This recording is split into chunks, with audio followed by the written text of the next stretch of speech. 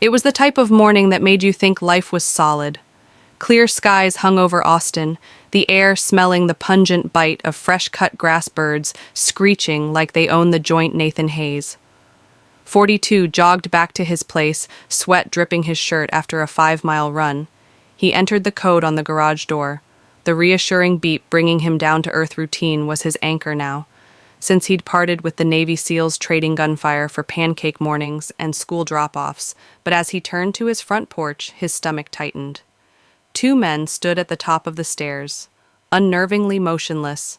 They wore crisp navy polo shirts tucked into tactical khakis, Velcro badges on their chests reading Oak Ridge HOA Compliance Division in stitching that looked too fresh. Nathan didn't recognize them. He owned this house free and clear. No HOA, no contracts, nothing. The taller man, square-jawed with buzz cut, nodded curtly.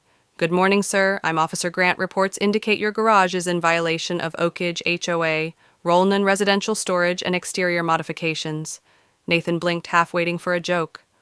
"HOA," he said, slow voice. "This street doesn't have an HO." The shorter man moved forward, clipboard under his arm like a loaded weapon. "No smile. Our records indicate this area is under provisional Oak Ridge HOA enforcement. If you didn't receive the memo, that's your problem." Cooperation makes it simple. Nathan's heart beat quicker, not from the run, but from the sour bite in the air. No name tags, no badges. Their vest resembled cheap internet purchases, the patches too clean. No insignia. "Let's be honest," Nathan spoke low level. "No HOA around here. I didn't sign anything unless you've got a court order or an actual badge off my property." Silence stretched taut, the tall one's jaw did spasm, but the shorter man slapped his arm. "We'll be back." He spoke and took off slowly as if they didn't have a care in the world. Nathan followed their black SUV as it disappeared round the corner. Old habits, warning that something didn't feel right. Authority guised in finery 3 hours later. Acrid smoke burned in his nose and his daughter's scream cut through air. It was so faint, indistinct as a nightmare creeping into life. Nathan was in the garage, organizing bolts for new shelves when the second scream sharp. Reel sent him running the air, hit like a wall thick with accurate smoke. Black clouds poured from the upstairs windows, alive and hungry. He didn't remember opening the door or crossing the gravel. Only the burn of the handle, the roar of flames consuming his home. The hallway was a tunnel of fire falling to his knees. He crawled, skin burning, calling for his children. A little voice answered, "Sophie!" She was by the staircase, stiff coughing. Nathan scooped her up running until they reached the lawn. Collapsing Sophie was alive, crying, but his son Liam was still within the stairs. "We're gone," the beast's fire engulfing everything. His body screamed to turn back, but the roof creaked, beams crashing inward like thunder. Then he saw them across the street, the 2 men from that morning. No uniforms today, just jeans and blank faces. One held a red gas can, its kept dangling, the other filmed phone, raised capturing the inferno. Liam's death. The man with the phone met Nathan's eyes and smiled. Not wide, just enough. A deep throb filled Nathan's ears. Then silence like his soul had switched off. The fire department called it an accident. Faulty wiring. Bad luck. No arson. No investigation. The police didn't dig deeper. One half-asleep officer handed Nathan an insurance form. But Nathan had experienced deception before in war zones, where truth was hidden behind polished boots and paper. The neighbor's silence was louder than blinds snapping shut. No one gave assistance. No one asked questions. Fear or warning had sealed their lips. Nathan began digging. No Oak Ridge HOA existed in any register property records, no tax filings. Their website was a ghost, a single page with dead contact forms and fake family stock photos, badge patches online, surplus sold in bulk uniforms, Amazon polos embroidered in Nevada, tactical vests, civilian grade, no markings. Then he discovered the stories forum, posts, blog comments, Facebook groups. People from states had encountered the same fake HOA enforcers demanding fines, threatening escalation. Those who paid were left alone. Those who didn't lost pets, mail or homes. Nathan had said no, calm and firm, and they'd torched his son to make a message to the next person who'd oppose. He didn't weep anymore. He strategized. They checked into a motel off the highway. a dismal place with flickering signs and bleach-stained carpets. Sophie didn't speak for days, staring at the ceiling, demanding Liam once in a whisper. Nathan couldn't reply to her burns would heal, but the rest, no bandage could repair that child. Child services visited, asked standard questions, left pamphlets. Friends, faded relatives impressed him with how effective it was, urged him to leave it to the system. He attempted 3 police reports, timelines. Footage, nothing took hold. A private investigator uncovered names, then quit, claiming it was too deep. The more Nathan hammered, the more walls he encountered. Shell companies, phony boards, but real individuals. An off-duty cop connected to incident reports that disappeared. A councilman bankrolled by a security firm connected to the HOA's P.O. box. A judge who buried Nathan's complaint without looking at it. The system wasn't broken. It was constructed this way. One evening, with Sophie sleeping, holding his shirt, Nathan opened a duffel bag, unzippered the lining, and drew out a fireproof box code. 0723. Liam's birthday inside a Glock 19, oiled untouched. Since his discharge, he held it. Not angry, not shaking, just lucid. This wasn't revenge, it was necessity. In 48 hours, he called Ethan Cole a SEAL brother, now operating private contracts. No questions, just encrypted files and burner lines. Nathan sent all names, the HOA logo. The route of the SUV's Ethan back a folder marked Targets First was Derek Holt, ex-LAPD fired for excessive force, now attached to a shell company. Civic Guard LLC owned 3 of state SUVs. Drone footage showed 2 men at Nathan's house the night of the fire, one with a gas can, one recording burner phone pings traced to J. Marshall, then the actual name James Marshall, private equity billionaire, clean on paper, but funding Civic Guard through Layered.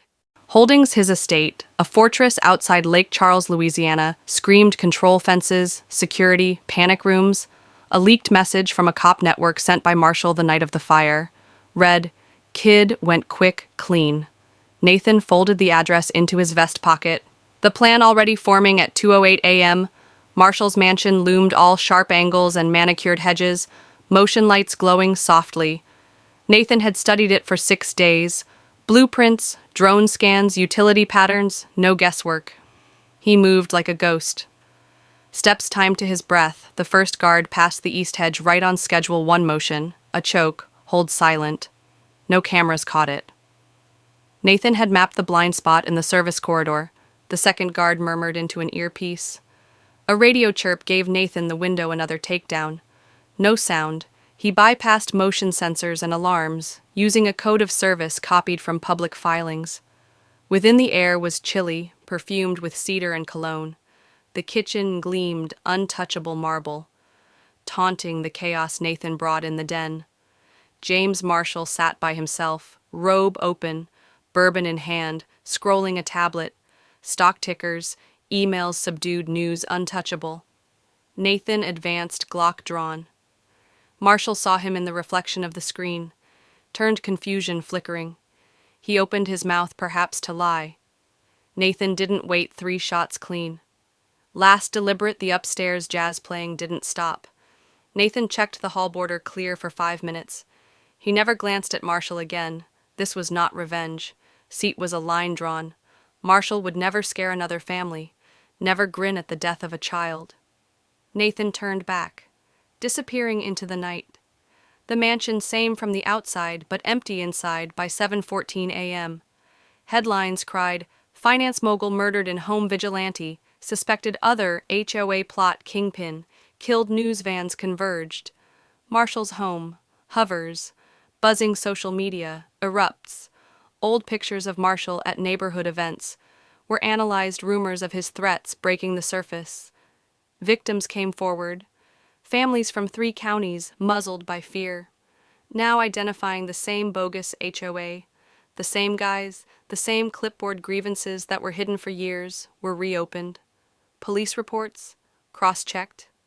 Nathan's name remained quiet at first, but reporters dug into the fire.